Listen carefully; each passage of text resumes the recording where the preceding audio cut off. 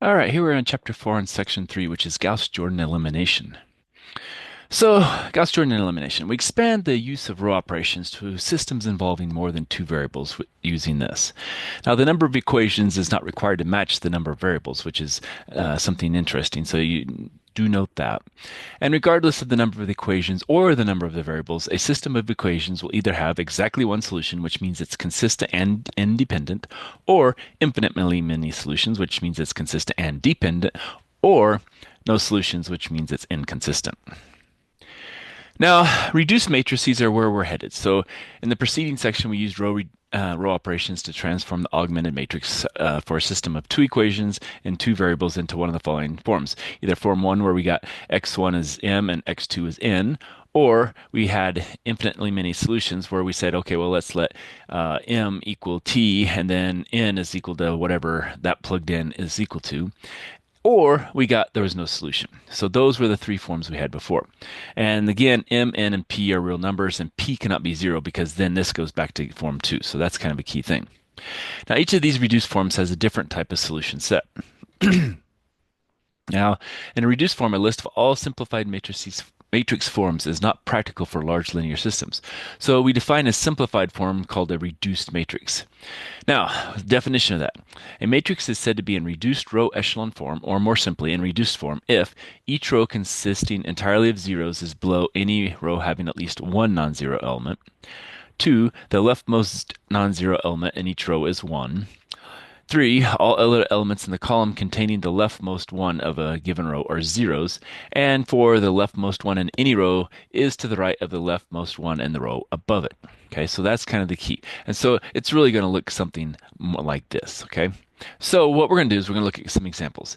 And so the following matrix is not in reduced form, and we're supposed to indicate which condition in the definition is violated. Then we need to tell the row operation required to transform the matrix into reduced form and find the reduced form.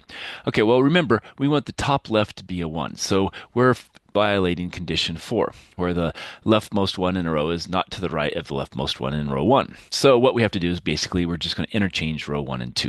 And so that's our solution. Just switch the rows and we're good. And that's what we end up with as our solution.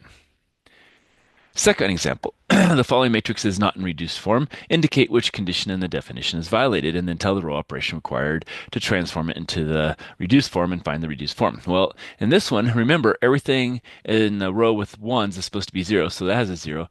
But that's not a 0. So what we need to do is we need to get rid of that and make it a 0. So we're going to take 2 times this row, add it to that row, and then we'll be in reduced form. So that was condition 3. And if we take 2 times row 2 plus row 1, that gives us a new run, 1. And then now we have zeros here, and that's in the reduced form. What about this one? Same thing, so I'm not going to read all that. And so what we see is, here's the first row, and the next row should have the 1 in it, and we're in the wrong row. And so we need to move that row up here, and when we do that, we just switch row 2 and row 3, and or condition 1 rather is violated. So the second row contains all zeros, and that's not below any row having at least one non-zero element, and that's because that has a non-zero element, so it needs to move up. And so we just switch those rows, and then it looks like that. Okay. All right. And then this one. What's wrong with this row? Well, here we have a 1 to the leftmost, and then zeros. Here we have a 2 and zeros, and here we have a 1 and zeros. Well, that 2 needs to be a 1 instead of a 2. And so we're just going to take half of that row. And so condition 2 is violated. Take half of that row, replace it, and we get this, which is the row reduced echelon form. And our solution basically is x1 is -1, x2 is 3 halves, and x3 is -5. So that's kind of some examples on how we can look at it and say, oh, okay, it's not in reduced form because of whatever.